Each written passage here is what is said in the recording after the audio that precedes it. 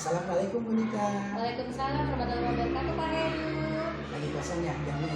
Iya, lagi jam pelajaran olahraga. Aduh, kebenaran nih Bu Nita, saya dapat tugas dari program guru penggerak untuk supervisi pembelajaran Bu Nita. Boleh nggak kira-kira ada waktu nggak? Boleh, silakan. Nah, nanti dalam supervisi ini Bu Nita ada 3 tahap nih. Yang pertama yaitu pra-observasi, yang kedua observasi kelas, yang ketiga pasca observasi. Kita bincang-bincang di percakapan pra-observasi ya Bu Nita ya. Iya. Kira-kira nanti mata pelajaran apa nih yang akan Bu Nita di pembelajaran di kelas? Mata pelajaran bahasa Indonesia. Bahasa Indonesia ya. Kalau untuk tujuan pembelajarannya apa Bu Nita? Tujuan pembelajarannya peserta didik diharapkan dapat memahami isi dari teks laporan hasil wawancara, dan yang keduanya diharapkan peserta didik dapat berdiskusi secara aktif. Nah, kalau untuk area pengembangan Bu Nita, kira-kira pengembangan apa yang akan dicapai dalam pembelajaran nanti? Pengembangannya, jadi nanti saya mengharapkan peserta didik dapat memahami isi laporan hasil wawancara, kemudian siswa dapat aktif dalam berdiskusi. Berarti di pengembangan areanya itu menekankan kepada pemahaman ya dan keaktifan peserta didik. Benar sekali.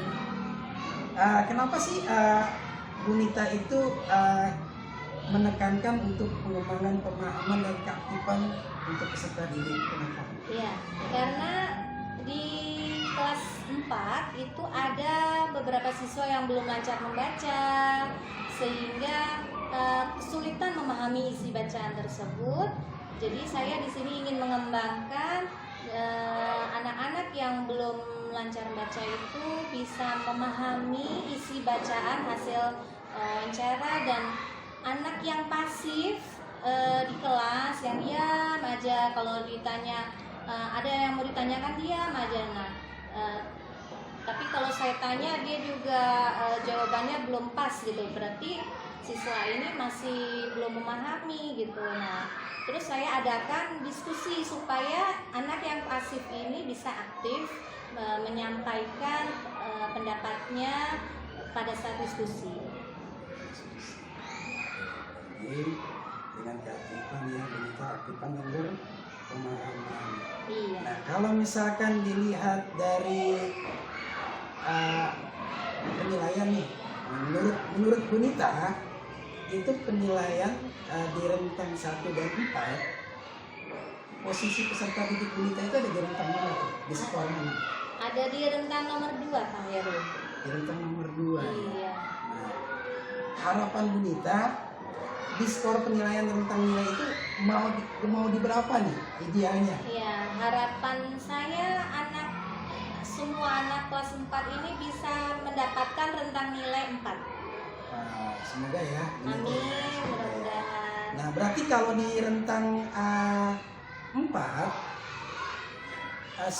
pasti situasi pembelajaran itu berbeda ya. Jadi kira-kira situasi pembelajarannya seperti apa tuh nanti kalau di rentang nilai 4? Iya, saya akan mengadakan pembelajaran yang berpusat pada anak, kemudian pembelajaran saya usahakan menciptakan pembelajaran yang lebih menyenangkan. Saya tidak marah-marah, mungkin dengan pembelajaran yang menyenangkan anak akan lebih mudah memahami apa yang saya jelaskan. Kemudian yang terakhir diskusi kelompok yang aktif, mungkin dengan diadakan permainan seperti itu. Nah, kalau untuk mencapai di rentang 4 ini, kira-kira strategi dalam pembelajarannya seperti apa nih di kelas nanti? Pembelajaran yang berpusat pada anak, Pak. Berpusat pada anak ya, berarti sesuai dengan filosofi Ki Hajar Dewantara. Benar sekali. Nah, kalau untuk langkah-langkah nih Bu Nita nih, langkah-langkah dalam pembelajarannya yang akan diterapkan di dalam kelas seperti apa nanti? Ya, yang pertama saya akan menyampaikan tujuan pembelajaran, yang dilakukan hari ini itu apa supaya anak antusias untuk mengikuti pembelajaran karena sudah tahu tujuan pembelajarannya apa. Kemudian saya memberikan teks bacaan, anak-anak membaca, lalu setelah itu berdiskusi. Beberapa kelompok menyampaikan hasil diskusinya, lalu siswa yang lainnya menanggapi. Setelah itu dikumpulkan tugasnya, kemudian saya beri penilaian, lalu di akhir kegiatan yaitu siswa memberikan kesimpulan terhadap pembelajaran hari ini bagaimana. Apa-apa pembelajaran yang paling menyenangkan di kegiatan yang mana, yang paling sulit dilakukan oleh siswa yang mana untuk refleksi saya ke depannya. Semoga terwujudnya Bu Nita ya. Amin. Bu Nita, kalau untuk percakapan pra-observasi ini saya rasa sudah cukup ya Bu Nita ya. Baik Pak Heru. Kira-kira untuk observasi kelas itu kapan ya Bu Nita bisa saya masuk ke kelas? Boleh hari ini setelah anak-anak selesai olahraga, Pak Heru jam 9 kurang ya 5 boleh. Bu Nita terima kasih banyak ya Ya atas waktunya sama-sama ya. Pak Heru. Assalamualaikum warahmatullahi wabarakatuh. Waalaikumsalam.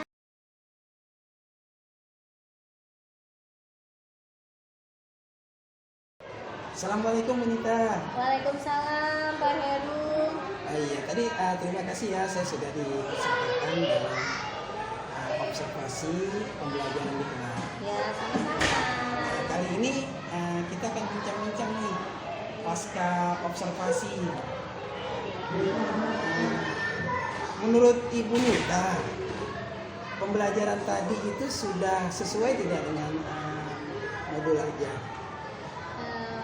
Kalau menurut saya pembelajaran tadi sudah sesuai dengan modul ajar. Saya menyampaikan tujuan pembelajarannya, kemudian juga saya menugaskan kepada siswa untuk membaca, terus mendiskusikan, mempresentasikan hasil diskusinya dan membuat kesimpulan seperti itu.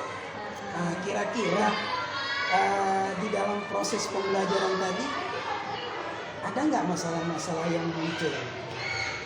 Ada Pak Heru, masalah yang muncul itu ada 2 siswa yang nilainya masih di bawah KKM karena anak itu memang masih belum lancar membaca dan menulisnya juga masih tertinggal.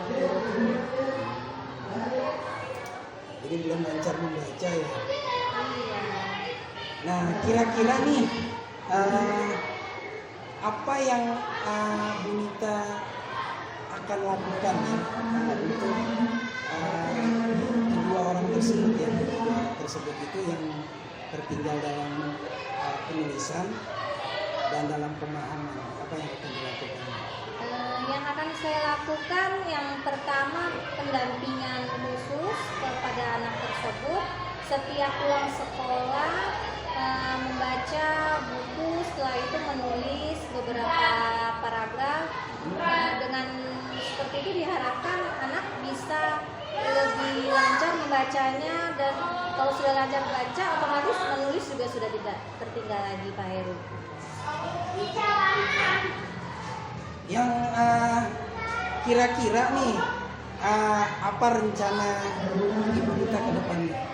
Rencana kedepannya saya mengajak kolaborasi dengan orang tua untuk mendampingi anaknya di rumah membaca dan menulis supaya lebih maksimal karena waktu di rumah lebih banyak daripada di sekolah Pak Heru, seperti itu. Iya, jadi kita harus berkolaborasi ya dengan Benar. ya, untuk mencapai Tujuan pembelajaran tersebut. Ya, yang terakhir nih, kita sudah di ujung bincang-bincang. Itu dari awal kan, dari yang pertama kali pra observasi kelas dan pasca observasi. Bagaimana perasaan kita ketika kita berbicara tentang supervisi ini? Perasaan saya senang karena dengan supervisi ini saya mengharapkan adanya perubahan yang kedepannya untuk meningkatkan proses saya mengajar supaya pembelajaran itu lebih bermakna, lebih menyenangkan, dan anak-anak lebih cepat memahami materi apa yang saya sampaikan sehingga tujuan pembelajaran itu tercapai. Amin. Semoga Bu Nita menjadi guru yang luar biasa. Amin, masih belajar Pak Heru. Baik Bu Nita, terima kasih ya atas waktunya ya. Sama-sama Pak Heru. Assalamualaikum warahmatullahi wabarakatuh. Waalaikumsalam.